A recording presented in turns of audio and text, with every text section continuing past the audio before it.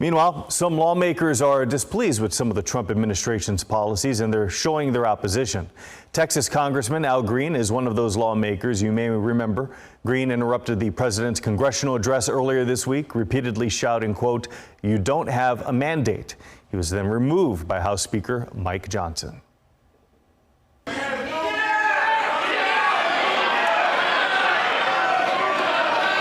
Members are engaging in willful and continuing breach of decorum, and the chair is prepared to direct the Sergeant-at-Arms to restore order to the joint session. Yesterday, as Johnson read that censure, Green was joined by members of the Congressional Black Caucus singing "We Shall Overcome." Johnson tried to bring the House to order before eventually calling for a recess.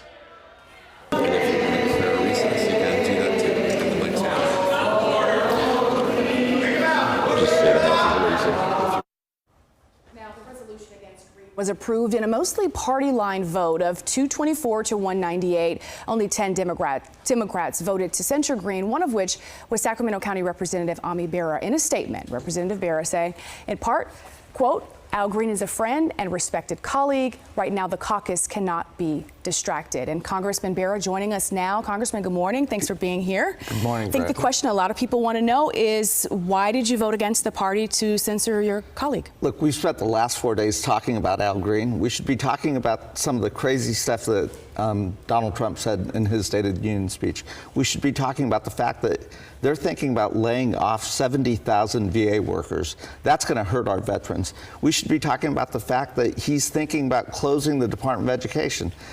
Our kids depend on that. That is going to hurt America. That's what we should be talking about. Yeah, I think though a lot of people, still, and all of those topics are important to Americans, of course. I mean, we, hear about, these layoffs and these cuts and these changes that will inevitably affect the American people. But very recently, you were put into a new role of the Democratic Congressional Campaign Committee. What impact, though, do you think this vote will have on the work that you and that committee plan to do? I think, again, we've got a strategy, right? Donald Trump owns what's happening right now. The stock market's going down. A trade war is going to hurt Americans. If he gets rid of Medicaid, and I support, the fact that Al Green wants to protect Medicaid. I want to protect Medicaid. It is going to hurt Americans. We've got to focus squarely on that. We've got to make sure that the American public understands the policies of Donald Trump are going to hurt them. And again, if I'm wrong, stock prices go up, jobs go up, people are making more money, egg prices come down, then great. I'm going to root for the American public. I think his policies are wrong, though, and we should focus on those policies. Do you think, though, that having 10 Democrats, including yourself, vote in this way against the party is another distraction? No. I think that I always preach civility. Again, that isn't respect for the institution, and that isn't the venue. If Marjorie Taylor Greene did that, I'd vote to censure her as well. One of the things you mentioned is that there is a plan. The Democrats have a plan.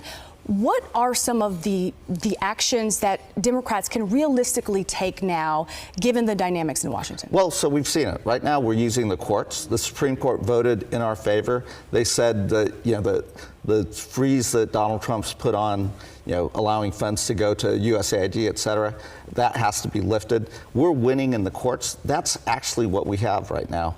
And then we've got an election coming up in 2026. We need to do the chess game. We need to win those elections. We need to hold Republicans that are taking some of these votes accountable. That's how we get this country back. But we've got to tell people what we're for, right? And we've got to tell folks what is our plan to make their lives better. We've got to start laying that out. And specific to that question, a lot of people are talking about and very much concerned about tariffs and the conversations about how this is going to impact their bottom line. What do you say to your constituents who are watching that are hearing about all of the planned increases of prices that are obviously going to impact them? Look, it's my opinion that a trade war, these tariffs, especially on our closest trading partners, Mexico and Canada, are going to actually raise prices. Donald Trump ran on and got elected to lower prices. The American public didn't feel like we were doing a good enough job with President Biden, so they took a chance on Donald Trump. I think if he goes through with these tariffs, prices are going to go up. We'll see. One of the other things that you mentioned even in your quote, and that is top of mind for a lot of people, are the cuts to the VA. Obviously, as a physician, you know the impact of cuts perhaps to doctors and other staff. How do you think that is going to impact healthcare across the country? Well, so if he cuts 70,000 folks out of the VA system, it's already really hard for our veterans to get appointments to see doctors. If he cuts all that support staff, it is going to get worse. And we have to make sure the American public knows it's Donald Trump, Elon Musk that are implementing these policies. And we're already seeing him start to walk back some of this stuff, right? In his cabinet meeting, he said now the cabinet secretaries are going to have a lot more say than Elon Musk is. What is it that you want your constituents to know right now? I mean, you're headed back to Washington next week. There will be headlines coming out of Washington, and there are almost every day. But what are you saying to people now that you're back home this weekend about what's happening? There's a lot of frustration out there. Yeah, I mean, what we're going to do is we're going to try to protect the services that people rely on. We're going to use the courts to protect those services. And then we're going to do the nuts and bolts. As you said, we've got to get the House of Representatives back. That is an election coming up in 2 years. We've got to do more in the meantime to obviously slow Donald Trump down. And again, I think we're doing that. Congressman, thank you for joining us.